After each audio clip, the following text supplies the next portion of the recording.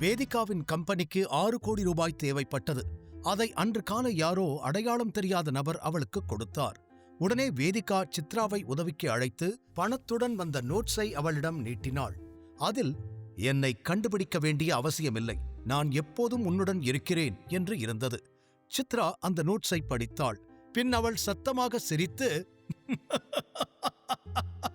OMG, இது கண்டிப்பா பிரவீன் தான், இத ஷோரா அவன்தான் எழுதியிருக்கான், அதோட அவன்தான் இந்த பணத்தையும் உனக்கு அனுப்பியிருக்கான் வேதிகா என்றாள். நானும் அப்படிதான் நினைக்கிறேன். எனக்கு பினான்சியலா கொஞ்சம் ஹெல்ப் வேணும்னு இப்ப சொல்லல, ஆனா லாஸ்ட் டைம் நாங்க மீட் பண்ணப்போ அவங்கிட்ட சும்மா சொல்லி இருந்தேன். ஒருவேளை அதை மனசுல வச்சுக்கிட்டு இந்த பணத்தை அனுப்பியிருக்கலாம். ஆனாலும் எனக்கு சரியா 6 கோடி தான் வேணும்னு அவனுக்கு எப்படி தெரியும் என்று கேட்டாள் வேதிகா. சித்ரா சிரித்துக்கொண்டே, நீ ரொம்ப யோசிக்கிற டார்லிங், உனக்கு இந்த பசங்களை பத்தி சரியா தெரியலன்னு நினைக்கிறேன். அவங்க நம்ம கூட பேசாத மாதிரி தான் இருக்கும், ஆனா நம்மளை இம்ப்ரெஸ் பண்ண சான்ஸ் எப்படா வரும்னு வெயிட் பண்ணிக்கிட்டே இருப்பானுங்க. அதுக்காக அவனுங்க ஏதாவது ஒரு விதத்துல நம்மளை ஃபாலோ பண்ணிக்கிட்டே தான் இருப்பாங்க. அந்த மாதிரி தான் இவனும் உன்னை ஃபாலோ பண்ணிக்கிட்டு இருந்திருக்கான். இப்ப உனக்கு பணம் தேவை, அதை கொடுத்து உன்னை இம்ப்ரெஸ் பண்ண பாக்குறான் என்றாள். வேதிகா உடனே, அப்போ இது பிரவீன் தான்னு சொல்றியா? அப்படி அவன்தான் அனுப்பியிருக்கான்னா அவனுக்கு கால் பண்ணி தேங்க்ஸ் சொல்லட்டுமா? எனக்கு ஒரு மாதிரி ஆக்வர்டா இருக்குது என்று கேட்டாள். அதற்கு சித்ரா, கண்டிப்பா அவனுக்கு நீ தேங்க்ஸ் சொல்லித்தான் ஆகணும் வேதிகா, இதுல ஆக்வர்டா ஃபீல் பண்ண ஒண்ணுமே இல்ல. ஆனா 6 கோடி கொடுத்த ஒருத்தன் வெறும் தேங்க்ஸ் மட்டும் எக்ஸ்பெக்ட் பண்ண மாட்டான் என்றாள். அதை கேட்ட வேதிகா ஒரு நிமிஷம் யோசித்தாள். பிறகு, ஆமா, நீ சொல்றது சரிதான் என்றாள். இதற்கிடையில் சித்ரா மீண்டும், இதோட அந்த சர்வாவை எப்படி வெளியே துரத்துறதுன்னு யோசிச்சு பாரு. பிரவீன் தான் உனக்கு பெஸ்ட், தமனை விட 100 மடங்கு பெட்டர், அந்த சர்வாவை விட 1 மில்லியன் மடங்கு பெட்டர் என்றாள். அதை கேட்டு வேதிகா மெதுவாக தலையசைத்தாள். பிரவீன் மேல் அவளுக்கு ஏற்கனவே ஈர்ப்பு இருந்தது. அவன் கொடுத்த மோதிரத்தை வாங்கிய பிறகு அந்த ஈர்ப்பு இன்னும் அதிகமானது. பிரவீனுக்கு பணத்திற்கு எந்த குறையும் இல்லை என்று அவளுக்கு முன்பே தெரியும். ஆனால் அவன் தனக்காக இவ்வளவு செலவு செய்ய ஆரம்பிப்பான் என்று அவள் கனவிலும் நினைக்கவே இல்லை. வேதிகா பிரவீனை காதலிப்பதாக தன்னைத்தானே சமாதானப்படுத்திக் கொண்டாள். உடனே தன் போனை எடுத்து அவன் எண்ணுக்கு கால் செய்தாள். போனை எடுத்த பிரவீன், ஹலோ டியர் என்றான். வேதிகா போனை உடனே லவுட் ஸ்பீக்கரில் போட்டு, ஹலோ பிரவீன், இன்னைக்கு ஈவினிங் நீ ஃப்ரீயா? உன்கிட்ட ஒரு விஷயம் பத்தி பேசலான்னு நினைச்சேன் என்றாள். அதை கேட்ட பிரவீன் ஒரு கணம் யோசித்தான். பிறகு, ஆக்சுவலி நான் கொஞ்சம் பிஸி, என்ன விஷயம்னு சொல்லு என்றான். வேதிகா சித்ராவை பார்த்தாள். சித்ரா அவளை பேசு என்பது போல் சைகை செய்தாள். வேதிகா மேலும், நான் உன்னை மீட் பண்ணலான்னு நினைச்சேன், வேற ஒன்னும் இல்ல, and yes for this money too, thank you so much என்றாள். வேதிகா அதை சொன்னவுடன் போனில் சில நொடிகள் மௌனம் நிலவியது. வேதிகா முதலில் ஹலோ பிரவீன் என்றழைத்தாள். அதற்கு பிரவீன் உடனே, எனக்கு ஒன்னும் புரியல, எந்த மணிக்கு நீ தேங்க்ஸ் சொல்லிக்கிட்டு இருக்க என்று கேட்டான். அதை கேட்டு வேதிகா சிரித்துக் கொண்டே, நீ கொடுத்த இந்த 6 கோடிக்கு தான் தேங்க்ஸ் பிரவீன் என்றாள். வேதிகாவின் வார்த்தைகளைக் கேட்டு பிரவீன் முற்றிலும் குழப்பமடைந்தான். வேதிகா என்ன பேசுகிறாள் என்று அவனுக்கு புரியவில்லை. வேதிகா முதலில் அந்த 50 கோடி ரிங் பற்றி அழைத்தபோது அவனுக்கு இருந்த அதே முகபாவங்கள் இன்றும் அப்படியே இருந்தன. ஆனால் பிரவீன் ஒன்றும் முட்டாள் இல்லை. வேதிகா அவன் கொடுக்காத பணத்திற்கு நன்றி சொல்கிறாள் என்றால் அவனும் அந்த வாய்ப்பை பயன்படுத்திக் கொண்டு தனது பெருந்தன்மையை காட்ட வேண்டும் என்பதை அவன் புரிந்து கொண்டான். அதனால் அவன் தன் தொண்டையை சரி செய்து கொண்டு, ஓ, அந்த பணமா? You welcome Vedika, and yes, நாம மீட் பண்ணணும்னா இன்னைக்கு முடியாது, நாளைக்கு ஓகேவா என்று கேட்டான். அதற்கு வேதிகா, ஓகே, எனக்கு எந்த ப்ராப்ளமும் இல்ல, நாம நாளைக்கே மீட் பண்ணலாம் என்றாள்.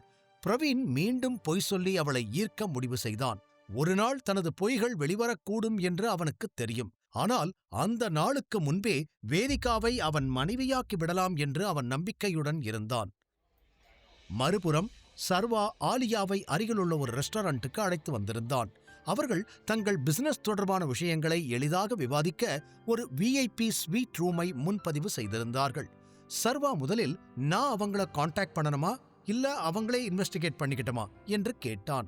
ஆலியா தனது ஜூஸில் ஒரு சிப் குடித்துவிட்டு கிளாஸை கீழே வைத்துவிட்டு, அவங்களே உன்னை பத்தி இன்வெஸ்டிகேட் பண்ண விட்டுறலாம்னு நினைக்கிறேன். அவங்கள நீ டைரக்டா கான்டாக்ட் பண்றதுக்கு முன்னாடி நீ நம்ம குரூப்ல இருக்கிற சீனியர்ஸ் கூட பேசணும். ஏன்னா நீ இந்த மாதிரி ஒருத்தங்க கூட காண்டாக்ட் பண்ணலாமா வேண்டாமான்னு ஃபைனலா அவங்க தான் டிசைட் பண்ணுவாங்க என்றாள். அதை கேட்ட சர்வா அவளை ஒரு கணம் பார்த்து, எனக்கு இது ஒன்றும் புரியல. அந்த ப்ராப்பர்ட்டிஸும் கம்பெனியும் என்னோடது. அதை பத்தி நான் ஏன் சீனியர்ஸ் கிட்ட பேசணும் என்று கேட்டான். அதற்கு ஆலியா உடனே, ஏன்னா அது வெறும் கம்பெனி அப்புறம் அதோட ஓனர்ஷிப் பத்தி மட்டும் இல்ல சர்வா, இதுல பல மாஃபியாஸ் இன்வால்வ் ஆயிருக்காங்க. அப்புறம் இத்தாலி பத்தி சொல்லவே வேண்டாம். இந்த வேர்ல்டுல மாஃபியானா அது அவங்க தான். அப்படி இருக்கும்போது அதுல யாராவது ஒருத்தவங்க கூட உங்க அப்பா கனெக்ஷன்ல இருந்திருக்கலாம் என்றாள். அதை கேட்ட சர்வா, அப்போ அந்த ஷூ கம்பெனிக்கு மொத்தம் எத்தனை ஷேர் ஹோல்டர்ஸ் இருக்காங்க என்று கேட்டான். அதற்கு ஆலியா, எனக்கு தெரிஞ்சு 3 பேர் இருக்காங்க. அந்த 3 பேர் கூட நீ ஒரு நல்ல பார்ட்னர்ஷிப்ல இருந்தா அடுத்த அவார்டை நீ வின் பண்றது ரொம்ப ஈஸியா இருக்கும் என்றாள். இதை கேட்டதும் சர்வா குழப்பமடைந்தான். அவன் காஃபியை குடித்துவிட்டு, என்ன அவார்ட் என்று கேட்டான். ஆலியா அவனை பார்த்தாள். பிறகு சர்வாவுக்கு அவர்களின் அவார்ட் முறை பற்றி இன்னும் எதுவும் தெரியாது என்பதை உணர்ந்தாள். அவள் ஜூஸை குடித்து முடித்தாள். பின்னர் ஒரு ஆழ்ந்த மூச்சை எடுத்து விளக்க ஆரம்பித்தாள். இங்க பாரு, ஃபிலிம் அவார்ட்ஸ் மாதிரிதான் மாஃபியா கம்யூனிட்டிக்கும் அவார்ட்ஸ் இருக்குது. லாஸ்ட் 3 வருஷத்துல ஆதிசேஷன் 2 அவார்ட்ஸ் வின் பண்ணிருக்கான். சூர்யாவும் ட்ரை பண்ணான். ஆனா அவனால ஒரு அவார்ட் கூட வின் பண்ண முடியல என்றாள். அதை கேட்ட சர்வா, ஓ, இந்த அவார்ட்ஸுக்கு பேர் என்ன என்று கேட்டான். அதற்கு ஆலியா, ஒரு award the business man of the year, அப்புறம் இன்னொன்னு த வெல்தியஸ்ட் ஆஃப் த இயர் என்றாள். அதை கேட்டு சர்வா தலை அசைத்துவிட்டு மீண்டும் காஃபியை குடிக்க ஆரம்பித்தான். மாஃபியா உலகில் இது போன்ற விருதுகள் இருக்கும் என்று அவனுக்கு தெரியாது. சரி சொல்லு, உன்னோட வைஃப் எப்படி இருக்கா? ஆலியா திடீரென்று ஒரு விசித்திரமான கேள்வியை கேட்டாள். அதை கேட்ட சர்வா அவளை ஒரு கணம் பார்த்துவிட்டு, அவளுக்கு என்ன, நல்லா இருக்கா என்றான். அதோடு இந்த நேரத்தில் வேதிகா தான் அனுப்பிய பணத்தை பார்த்திருப்பாளா என்றும் சர்வா யோசித்தான். வேதிகா இந்த பணத்தின் மூலத்தை அறிய விரும்பாததால் அந்த நோட்டில் தனது பெயரை அவன் எழுதவில்லை. இந்த பணத்தை பயன்படுத்துவதன் மூலம் வேதிகா அவளின் கம்பெனியின் பிரச்சனையை தீர்க்க முடியும் என்றும் அதியமானுக்கு அது பற்றி தெரிய வராது என்றும் சர்வா நினைத்தான். வேதிகாவிடமிருந்து எந்த ஒரு கவனத்தையும் அவன் விரும்பவில்லை.